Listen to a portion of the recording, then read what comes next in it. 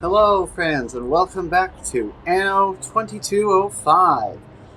First off, I just want to let you know the reason that there is no revolution today is because once again my brother and his girlfriend were over, and by the time they had left I was just too tired to record, and so it'll give us some more time to work on some things before next episode, since I have to rebuild after Waterlubber left. But anyway, we're back here in Anno 2205, which is an amazing game, and I was really happy to play it some more because I really like it. Okay, so where we left off, we have to attract 1,000 operators. And is that coming down? Yes, it is going down because we don't have vitamin drinks. We need more vitamin drinks. So consumer analyses show unfulfilled demand for specific commodities. Yep. We need to build another vitamin condenser. That means we need another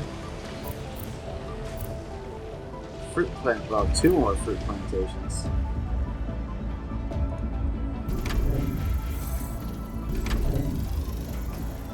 And now we need more logistics support. So you can see the way that this game works. I should actually put this over here. I forgot how to rotate things. Oh yeah, it's period and comma. Okay, there we go. Now our population of operators is going up. So you don't want to run out of stuff. Anyway, we need more operators. We want to do it in a fairly decent pace. So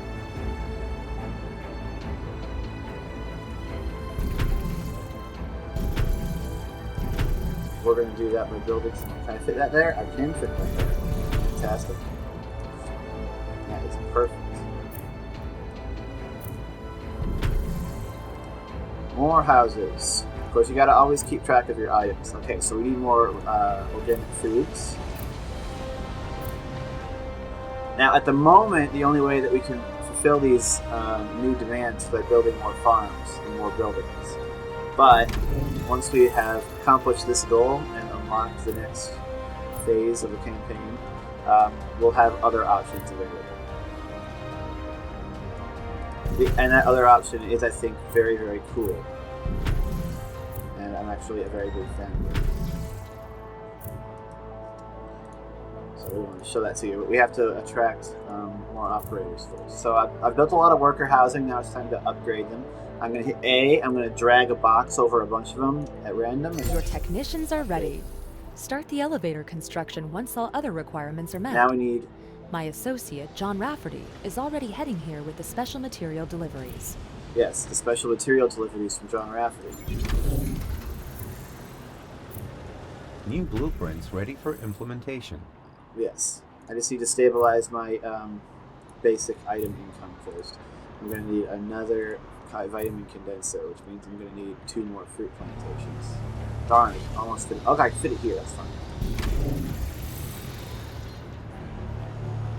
Once Leisheng is finished restructuring, everything will return to the natural. Ah, we have a higher corporation level than Attention. Leisheng. Under provision of specific consumer goods detected.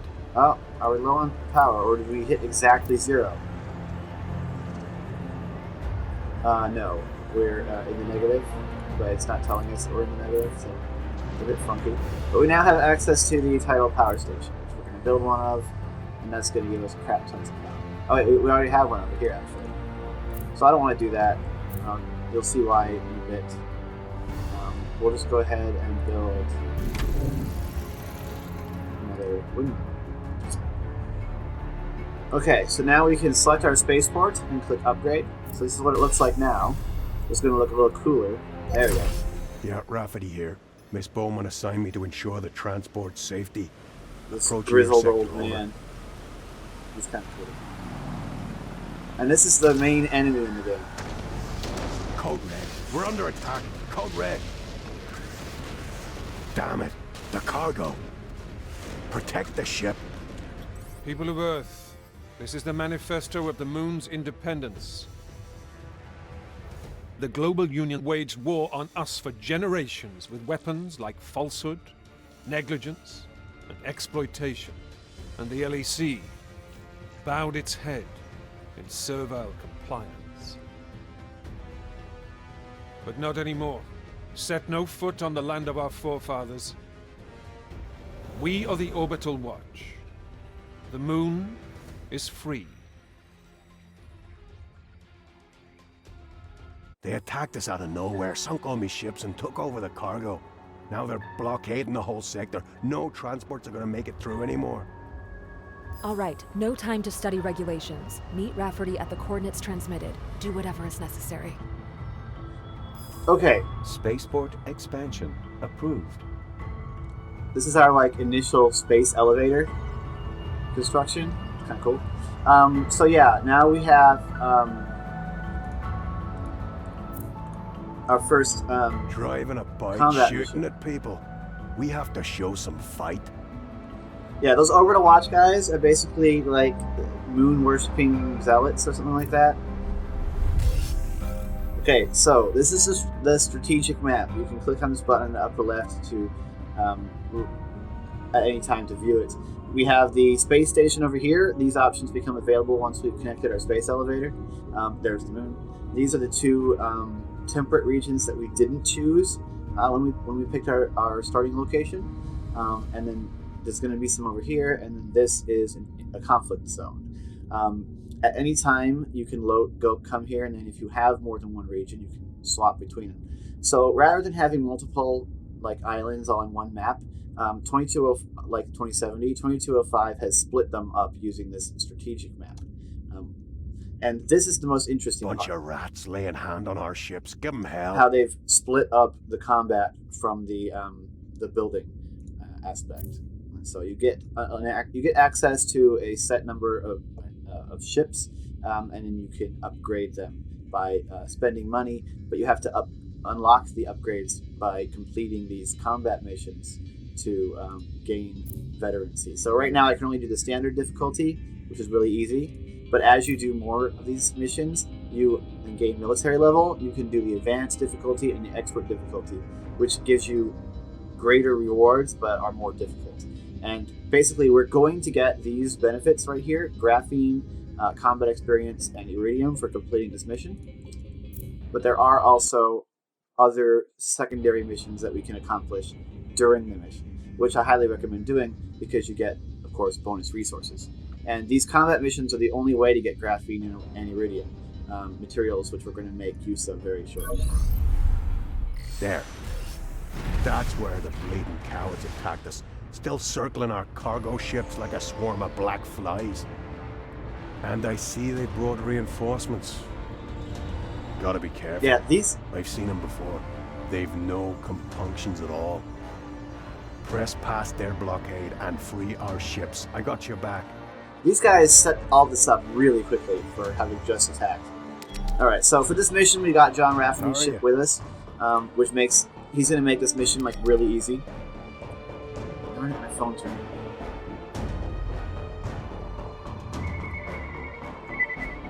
Well, sorry to say for whoever's phoning, but I am currently busy. Okay, so these are our ships. We can select them, obviously, like an RTS. And this is fuel. So we have these abilities on the right-hand side and the left-hand side down here. These abilities require fuel, which we can store up. And then these ones require, on the left, require us to find items, like these little cubes that are on the map. So combat in this game is pretty straightforward. It's about as straightforward as it was in 2070, where you basically just right-click and the ships go at it. But in this game, this is a bit more of like a strategic thing, where you can use your abilities to give you a strategic advantage. This is iridium. I just destroyed the iridium storage. Because getting these special resources is like the main point of doing these missions, you definitely want to go ahead and grab as many resources. Like, I'm going to use this ability here. I'm going to use this this wave mine. You see that took 2 fuel, but it like decimated those guys because they're like little guys. Clear for action. Yeah, so you gain fuel to use. The one you're going to be using most often in these missions is the repair drone. But for this mission, Rafferty is basically going to act as a free repair drone. Battle stations. Open fire. So kill these guys. Alright, I gotta answer this phone call, I guess, so Taking the Bronte?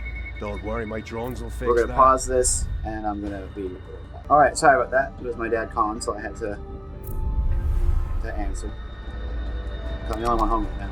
Right. Okay, so basically you kill ships, you get materials, you kill ships, and then you do these missions. I don't like to ask you, friend, but you are the only one I know who could do it and live. So these guys are all different companies. The guys from different... We're gonna do this.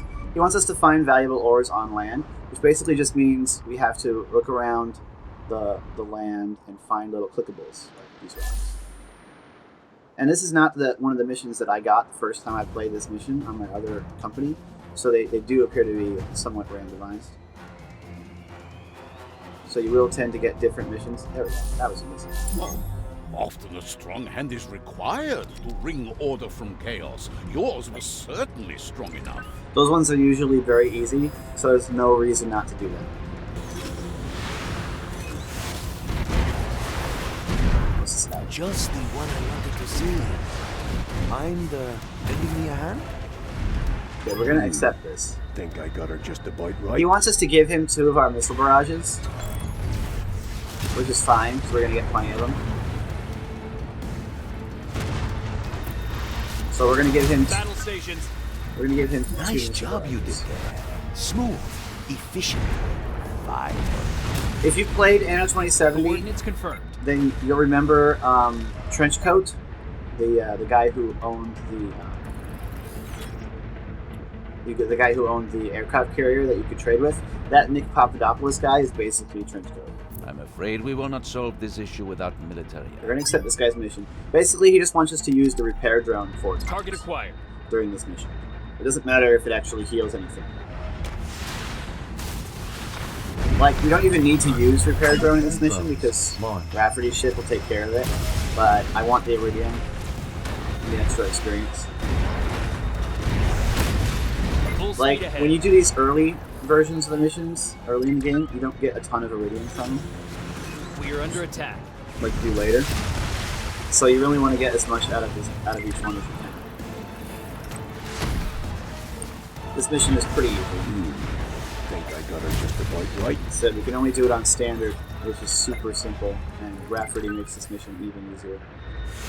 Copy that.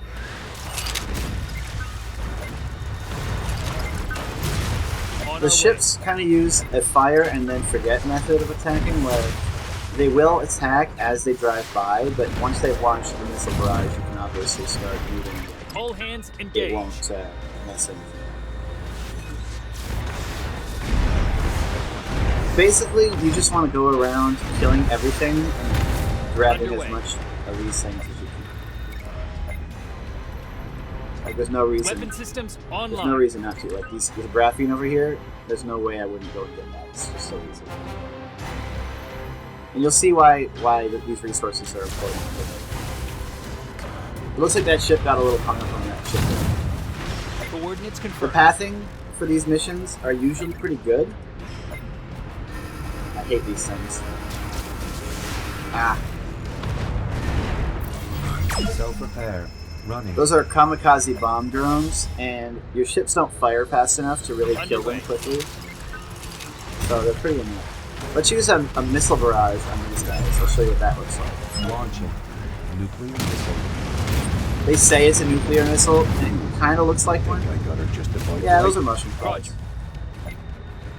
So those are pretty good. And like you can see, this mission's Target giving us a acquired. lot of them.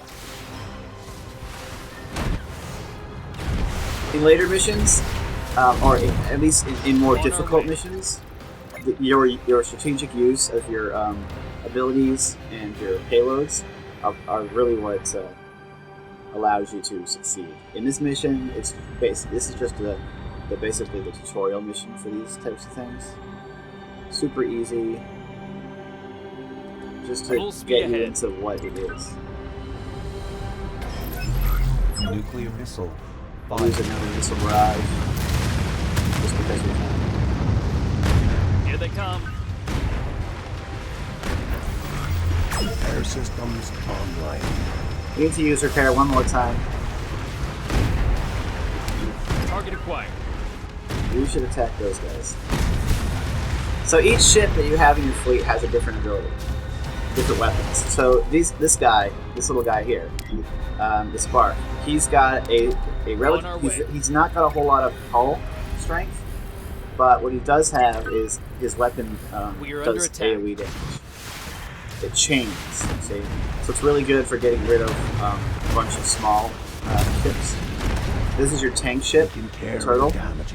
It has more health, and then this is your Titan, the ship that has, you know, your best, basically the strongest weapons.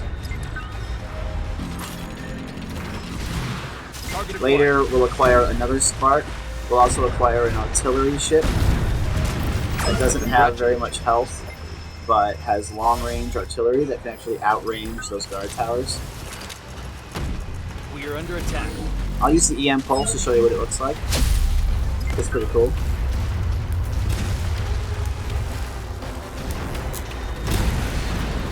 Now your ships can kind of stack up in this game. They'll like sometimes stack up on top of each other. Oh yeah, the Turtle has torpedoes. That's why you don't see any missiles flying. Coordinates confirmed.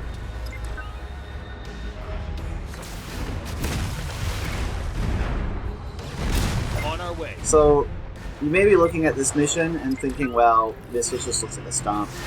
And if this is all the combat is in this game, on our way. It's going to be pretty boring. But trust me, the missions do get more interesting. Or they at least get more difficult. Here they come. Now, that guy got a range. Copy that.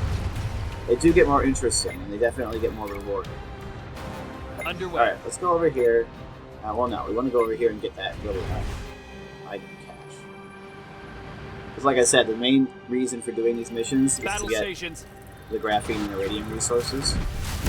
So we want to get, if it's just sitting around in the ground, there's no reason.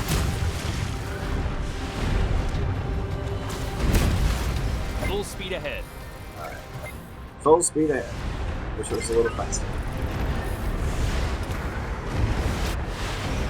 Take this down, and then we'll go take these guys down. One thing that I do have to say about these missions, except for one of them that I've seen so far, they do kind of lack urgency. Like, you'd think because this ship is being attacked, you'd be on a timer, but you're actually not because that ship never dies.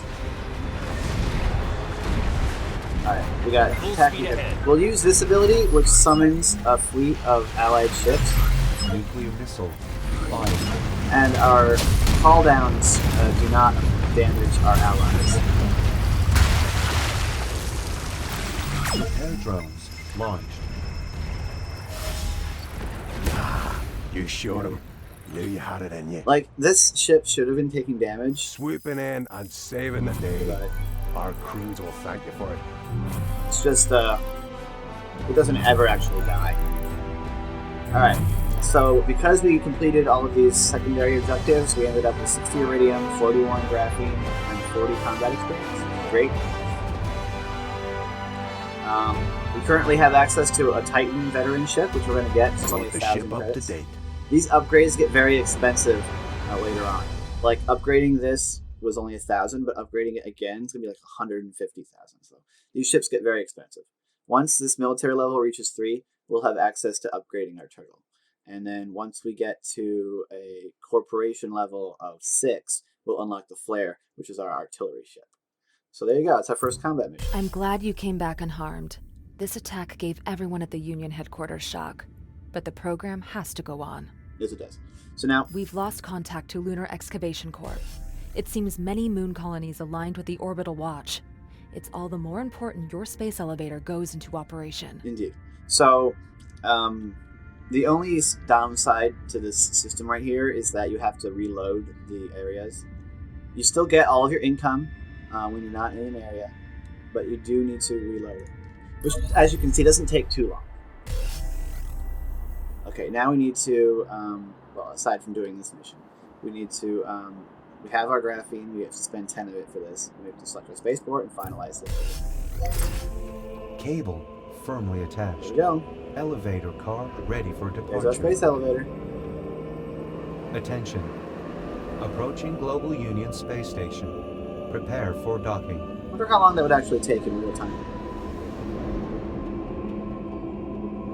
There we go. Global Union Space Station. I think it's pretty cool looking. It's huge. There we go, we built our space elevator. Congratulations! The first step into space. All purviews of the global economy are now accessible for you. Phase 2 of the Lunar Licensing Program starts now. You did. I'm way too old for adventures like that. Gotta pass next time. So you better make sure you got a decent battle fleet. Stop by the dockyard if you want any ships built or revamped and that. Warning. Unfulfilled demand for specific consumer products. Yeah, they want rejuvenators now, but we can produce them. I want to show you the Arctic region, though. In the Arctic, all your actions This will fall episode. under the supervision of the Arctic Custodians. Let's have a look at their territory. This, because I think It was a diplomatic feat to make the Custodians open their lands for private corporations, so your choice of location is somewhat limited. I think one of the coolest bits about this game is the different regions, and we'll show you why. So which one did I do before? I did this one in my other map, so we're going to do a different one. So project for logistic or project for rare materials? Let's do the project for logistic and take over this sector. So it's got 14 mountain sites, 26 coastal sites, 48,000 acres, so it's the biggest one. We'll take over that sector. The coolest. Welcome to Phase 2 of the Lunar Licensing Program. You are now authorized to enter the Arctic region Indeed. and access its deposits of rare resources to implement new means of galactic travel. Your official contact person will give you more information. Thank you. Yeah, that there demonstrated one of the main things that the game uses, which is trade between sectors. The Arctic is our source of rare materials that we're going to need back over here at the Viridian Codes. At the same time, Viridian Codes can produce stuff the Arctic can't. So we're going to create transfer routes between them, which cost money. It's the Arctic Custodians' climate Maintain. stabilization technology that keeps the temperatures below zero here. I'm Dr. Howard Young. I speak for the Arctic Custodians. First, allow me to be clear. We expect you to abide by our directives at all times. The Arctic ecosystem is very delicate. Indeed. Respect these rules and we'll get along just fine. And there's our spaceport, this location that we're going to be upgrading as well. Not exactly a warm welcome, but let's just proceed with Phase 2. Okay. We need Arctic resources for rocket construction, so we have to establish a base of operations on one of these islands. Right. Set up your new location wherever you want. All of the islands are suitable. Yes. So we have 4 I islands to hope choose this from, helps you. and we get to colonize every single one of them. If we want. So that's not fun. That looks like the special thing for this mission. So we just want to pick an island that has a decent amount of building space, because that's where our primary colony is going to be. This one looks pretty good. It's definitely the biggest one. It's got a lot of mountain sites and coastal sites, which is important, because we're going to have to sacrifice at least one mountain site for power generation at some point. So yeah, I'm definitely going to go for this one. So Affirmative. we're going to take our ship over there and do that. So we have another spaceport here that we can upgrade as well. Oh, come on. Yo. Sorry my colleagues are kind of giving you the cold shoulder. Why am I getting Billy Jorgens, so nice to many meet calls you. this episode? I run a trading During this post here, recording but session. business... Yeah, just consider dropping by, okay? Please. If you build a distribution center here, I can officially sign the island over to you. Right, so With the acquisition of this island, you earned the mining rights for this area. The Arctic Custodians will watch you like a hawk from now on. We're going to build a road. Their directives are strict, but you should adhere to them while building up your basic Okay, infrastructure. building connect Arctic The heating dwellings. standards alone will be a challenge. But notice what this says. Good systems are half the battle. Oh, come on. if these people would quit talking. Notice what this says. Settle your employees close to a heat source. This is the unique mechanic of the Arctic. If I click on my Arctic warehouse, you can see there's this orange circle around it, and it also shows up when I go to build houses. You have to build your Arctic houses within these heat circles. Otherwise, it's too cold outside in order for the people to live there. And the way that we expand that is very cool. I promise, we won't give the custodians anything to complain about. There we go. Construction options expanded. Need to build more of them, though. Is that even? I think it is. I'm trying to make sure both these are even. Okay. We're going to build more here. We can't put one here, but we can put one there. Attention. Under provision of specific consumer goods detected. Okay, yeah, we're low on vitamin drinks. They want vitamin drinks here, but we can't produce them here. So that's the first thing we're going to end up trading for, is we're going to overproduce vitamin drinks at our other location and then send them here. We don't have the resource for that. Okay, so now I'll show you how you expand the heat area. You build your mines next to your houses.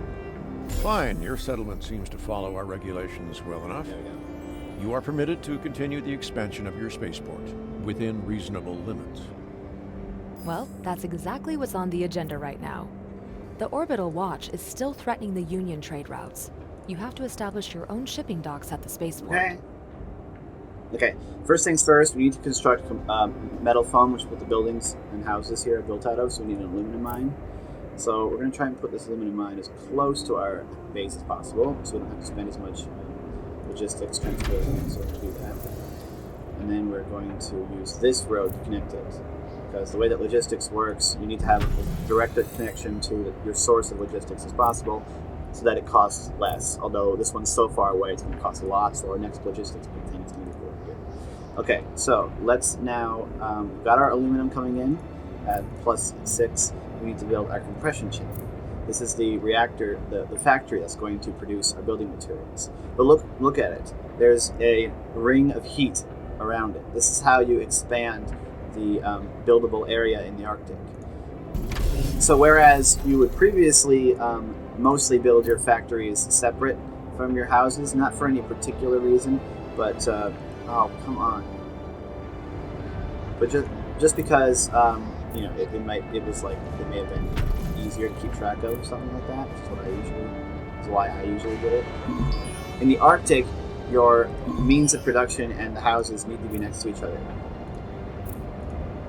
because your means of production is and I can actually move this, is what actually produces the heat that these houses need, which I think is really, really awesome.